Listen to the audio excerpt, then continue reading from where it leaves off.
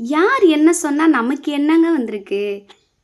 நம்மளோட வாழ்க்கைய நாம தான் வாழணும். அவங்க இத சொல்லுவாங்க, இவங்க அத சொல்லுவாங்க அப்படின்னு நெனச்சு நாம வாழ்ந்தோம்னா வச்சுக்கோங்களேன், நம்மளோட வாழ்க்கைய நாம வாழவே முடியாது.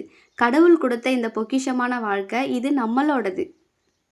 விதிப்படி வேணா 7 பிறவி இருக்கலாங்க. ஆனா 7 பிறவியுமே நம்ம மனித பிறவியா எடுக்க போறது கிடையாது. சரிங்களா? நாம இந்த மனித பிறவிய நமக்காக வாழ்ந்துட்டு போவோமே!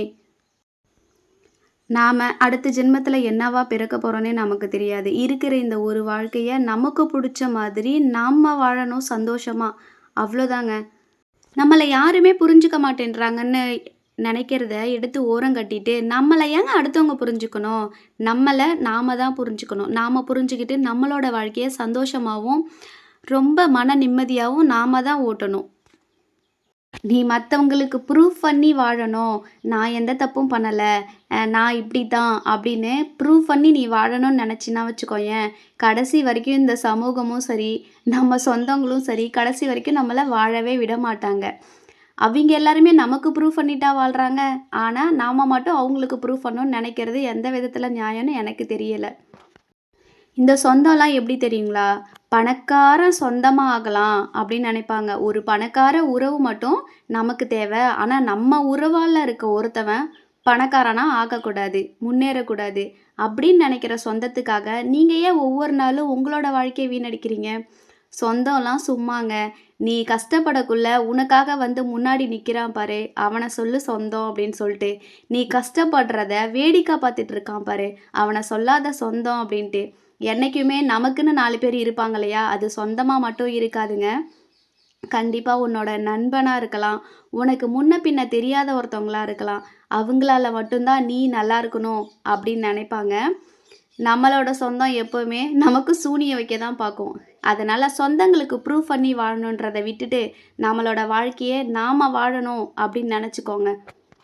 உனக்கு எந்த ஒரு சூழ்நிலை வந்தாலும் சரி, நீ வளர்ந்துட்ட அப்படின்னா, "ஐயோ! அவன் வளர்ந்துட்டான்" அப்படின்னு தான் சொல்லுவாங்க. பரவால்ல அவன் கஷ்டப்பட்டு உழைச்சு முன்னேறி வந்துட்டான், அவன் கஷ்டப்பட்டான் அப்படின்னு யாருமே சொல்ல போறது கிடையாது. அதுவே நீ வந்து உன்னுடைய வாழ்க்கையிலேருந்து சரிஞ்சிட்டின்னா வச்சுக்கோயேன், "இவன் போட்ட ஆட்டத்துக்குலாம் இப்படி தான் இருக்கும்" அப்படின்னு பேசுற சொந்தங்களுக்காகவா நீங்க உங்க வாழ்க்கையெல்லாம் வீணடிச்சுட்டு இருக்கீங்க? நம்மளோட வாழ்க்கைய நாம வாழணுங்க. அடுத்தவங்களுக்கு ப்ரூவ் பண்ணி வாழணுன்ற வாழ்க்கையும் வேண்டாம். நான் இப்படிதான், என்ன புரிஞ்சுக்கோங்க அப்படின்னு அவங்க கிட்ட கெஞ்சிட்டு இருக்க வாழ்க்கையும் வேண்டாம். உன்னோட வாழ்க்கை உன்னோட கையில. நீ கஷ்டப்பட்டாலும் சரி, எது பண்ணாலும் சரி, உனக்குன்னு கடவுள் ஒருத்தன் துணையா இருப்பான். அவன மட்டும் நம்பிக்கிட்டு நம்மளோட வாழ்க்கைய நம்ம சூப்பரா வாழ்ந்துட்டு போவோம். யாருக்காகவும், எதுக்காகவும் அடுத்தவங்களுக்கு ப்ரூவ் பண்ணி வாழணும்னு மட்டும் நெனைக்கவே நெனைக்காதீங்க. அதேபோல நம்மள வேணான்னு ஒதுக்குன உறவுகிட்ட மட்டும் எக்காரணத்த கொண்டும் நீங்க போய் முன்னாடி நின்னுடாதீங்க.